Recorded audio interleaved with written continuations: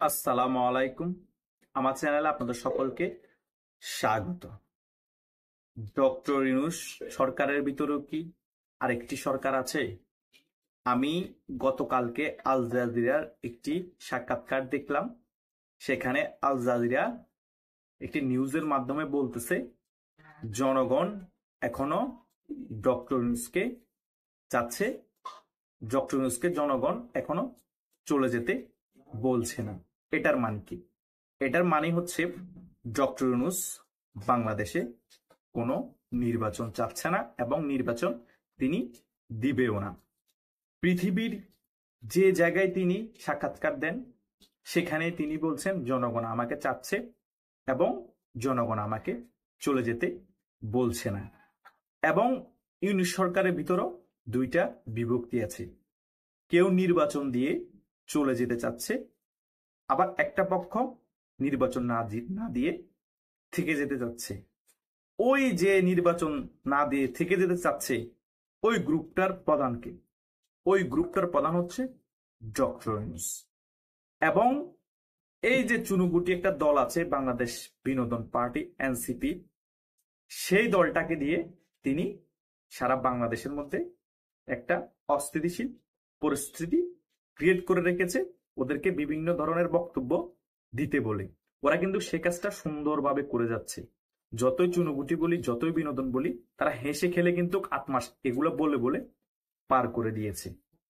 এইবার কোশ্চেন আসতে পারে, বিএনপির মতো এত বড় দল রাস্তায় নামলেই তো এরা উড়ে যাবে, বিএনপি পড়ে গিয়েছে ফাটা বাঁশের চিপাই। কেন জানেন? কারণ বিএনপি যদি এখন রাজপথে নামে এই ডক্টর ইউনূস সরকারকে পতন করে ফেলে, তাহলে বাংলাদেশের রাজনৈতিক শূন্যতা তৈরি হবে। তখন আর বিএনপি চাইলেও ক্ষমতায় আসতে পারবে না। সেই কারণে বিএনপি এখন চিন্তা করতেছে অন্তত মন্দের ভালো। আওয়ামী লীগ কোণঠাসা অবস্থায় আছে, রাজপথে নামতে পারতেছে না। অন্তত আমাদের নেতা কর্মীরা 16 বছর দমন নিপীড়ন শিকার হয়েছে, এখন অন্তত টাকা পয়সা কামাতে পারতেছে, মামলা হচ্ছে না, ফ্রিডমলি চলতে পারতেছে, বিভিন্ন জায়গায় আমাদের অবস্থান আছে। তাই বিএনপি এটাও করতে পারতেছে না, ওইটাও করতে পারতেছে না। যেটা বেসিক রাজনীতি সেটা করে যাচ্ছে এবং আকুতি মিনতি করে এই সরকারকে বোঝানোর চেষ্টা করতেছে আপনারা নির্বাচনের রোডম্যাপ দেন, তারিখ দেন, নির্বাচনটা তাড়াতাড়ি দিয়ে দেন। এই সরকার, ডক্টর ইউনূস যিনি প্রধান আছে অন্তর্বর্তীকালীন সরকারে, তিনি কিন্তু ঠিকই বিএনপির দুর্বল জায়গাটা বুঝে গিয়েছে যে বিএনপি চাইলে আন্দোলনে নেমে আমাকে পতন করতে পারবে না। এখন আমাকে কি করতে হবে? আমাকে যে সকল ইসলামিক দলগুলো আছে তাদের কিন্তু মিলিটেন্ট একটা বাহিনী আছে, ইসলামিক দলগুলো, তাদের ভোট ব্যাংক নেই, তাদেরকে আমার হাতে রাখতে হবে। কেন হাতে রাখতে হবে? কারণ রাজপথে যদি দেয়ালে পিঠ থেকে যায় বিএনপির, বাধ্য হয়ে নামতে হয়, তখন এই মিলিটেন্ট বাহিনীকে দিয়ে বিএনপির সামনে দাঁড় করিয়ে দিবে, বিএনপির সাথে এদেরকে ফেস করাবে। বিএনপি কিন্তু 16 বছর ক্ষমতায় না থাকার কারণে বিএনপির ইয়াং জেনারেশন যেসব ভক্তরা আছে, সাধারণ কর্মীরা আছে, সেটা খুব কম। অনেকেই ছাত্রদল করে, তারা বয়স হয়ে গিয়েছে। এই মিলিটেন্ট ইসলামিক বাহিনী যারা আছে, বিভিন্ন ইসলামিক দল আছে, জামাত ইসলামী সহ, তাদের সাথে কিন্তু রাজপথ তখন বিএনপি পেরে উঠবে না। আর প্রশাসন তো ডক্টর ইউনূসের পক্ষেই থাকবে, কারণ ডক্টর ইউনূসের সরকার এখন অবৈধ হোক আর বৈধ হোক, প্রশাসন তো বাধ্য হয়ে ডক্টর ইউনূসের কথা শুনবে।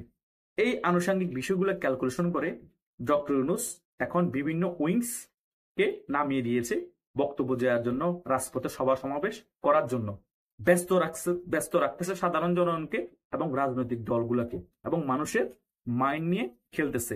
কারণ তার দরকার ক্ষমতা দীর্ঘায়িত করা, যতদিন বেঁচে আছে তিনি ক্ষমতায় থাকতে যাচ্ছেন, যা কিছু করার তিনি বাংলাদেশে সেটা করবেন। কারণ ওনার যতগুলো প্রতিষ্ঠান আছে সকল প্রতিষ্ঠানের শুল্ক মওকুফ করে দিয়েছেন। গ্রামীণ বিশ্ববিদ্যালয়, গ্রামীণ স্কুল, গ্রামীণ কলেজ, তিনি এগুলা করার জন্য ব্যস্ত হয়ে পড়েছেন।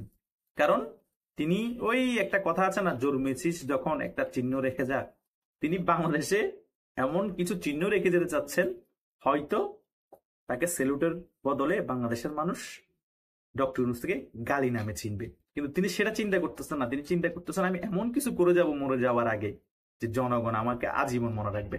হ্যাঁ, 100% জনগণ আপনাকে আজীবন মনে রাখবে, কিন্তু সম্মানের সহিত না, অসম্মানের সহিত। শেখ হাসিনা থেকেও আপনার পরিস্থিতি অনেক বেশি খারাপ হবে, মরে যাওয়ার পরেও কিন্তু জনগণ আপনাকে ধিক্কার জানাবে। কারণ যে প্ল্যান নিয়ে আপনি আগাচ্ছেন, বাংলাদেশকে ধ্বংসের পথে নিয়ে যাচ্ছেন, জনগণ আপনাকে এখনো সাপোর্ট করতেছে না, সামনেও সাপোর্ট করবে না।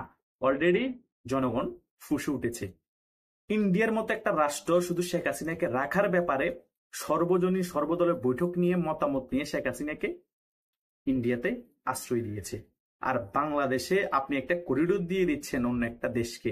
আপনি কারো ম্যান্ডেট নেন নাই, আপনি জনগণের ম্যান্ডেট নিয়ে সরকার না, কোনো রাজনৈতিক বড় দলের সাথে কথা না বলে আপনি কি করে একটা করিডোর দিয়ে দেন?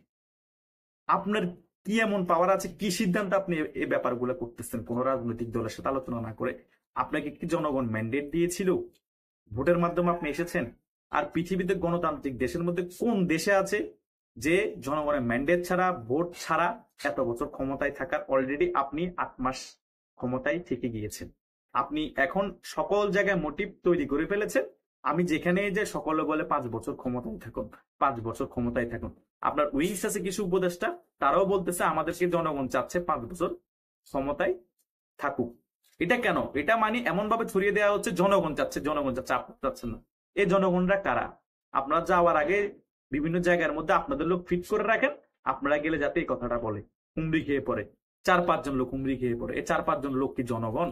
আপনারা একটা গণভোট দেন না এখন যে আমি যে সরকারে বসে আছি, ডক্টর ইউনূস সরকারকে জনগণ কি সমর্থন করছে, হ্যাঁ নাকি না? একটা হ্যাঁ না ভোট দেন, গণভোট।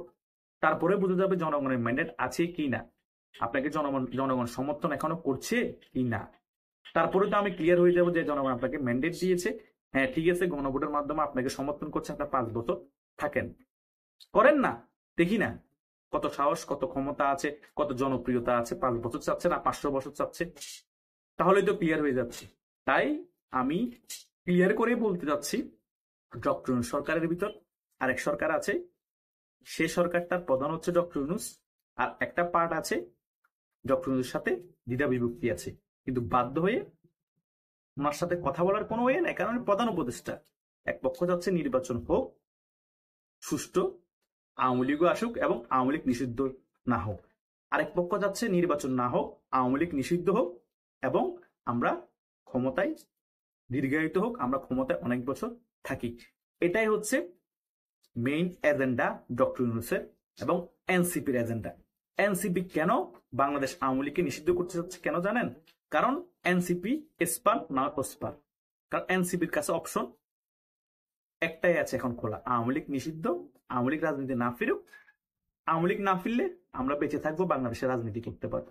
আওয়ামী লীগ যদি কখনোই ফিরে আসে 10 বছর, 20 বছর, 30 বছর, আমাদের বংশ নির্বংশ করে ফেলবে। এই ভয়টা তাদেরকে সবসময় মাথার মধ্যে কাজ করে এবং তারা এই ভয়ের কারণে ফ্যাসিস্ট হয়ে উঠছে এবং দানবীয় রূপে আবির্ভূত হচ্ছে। ডক্টর ইউনূস তাদেরকে সাপোর্ট দিচ্ছে। তারা বিএনপিকে স্পেস দিবে না, কারণ বিএনপি আওয়ামী লীগের মতো দানবীয় কাজ না করলেও অন্তত এদেরকে বাংলাদেশ থেকে ডিস্ট্রয় করে দিবে রাজনৈতিক দলকে, আর এইসব এই 24 জন বৈফোট সমন্বয়ককে, এটাও তারা জানে। তাই তারা বিভিন্ন ক্যালকুলেশন করে আগে আওয়ামী লীগকে পুরো বাংলাদেশ থেকে ডিস্ট্রয় করার জন্য বসে আছে। আওয়ামী লীগ ডিস্ট্রয় হওয়ার পরে বিভিন্ন ইসলামিক দল নিয়ে বিএনপিকে ডিস্ট্রয় করবে। তারা সারা বাংলাদেশে একনায়কতন্ত্র না থাকলেও একনায়কতন্ত্রের মতো বাংলাদেশটাকে শাসন করবে, ওই প্ল্যানিং এ আগাচ্ছে। তাই আমি একটা কথা দিয়ে শেষ করব, ডক্টর ইউনূসের সরকারের ভিতরে আরেকটি সরকার আছে, আর সেই সরকারের প্রধান ডক্টর ইউনূস। ধন্যবাদ সকলকে।